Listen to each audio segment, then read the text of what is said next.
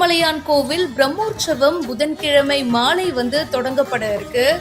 இதுக்காக அங்குரார்ப்பணம் நாளை இரவு நடக்க போகுது. பிரம்மோற்சவ விழாவையொட்டி பாத்தீங்கன்னா திருமலை முழுவதும் மின்விளக்கு அலங்காரத்துல கலியுக வைகுண்டம் மாதிரி தேவஸ்தான மின்துறை அழகுபடுத்தி இருக்காங்க.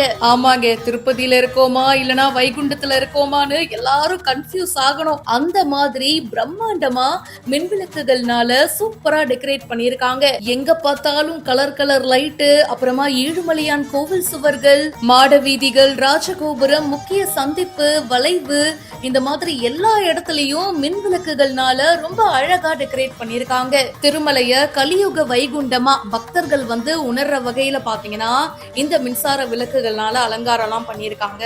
கூடவே இன்னும் சில பணிகளுக்காக 15 கோடி ரூபாய் செலவுல பிரம்மோற்சவத்துல பக்தர்களுக்கான வசதிகளோட தேவஸ்தான அதிகாரிகள் ஏற்பாடு பண்ணிருக்காங்க. 100க்கும் மேற்பட்ட மின்துறை ஊழியர்கள் ஒரு மாசமா இதுக்காக வேலை பண்ணிருக்காங்க.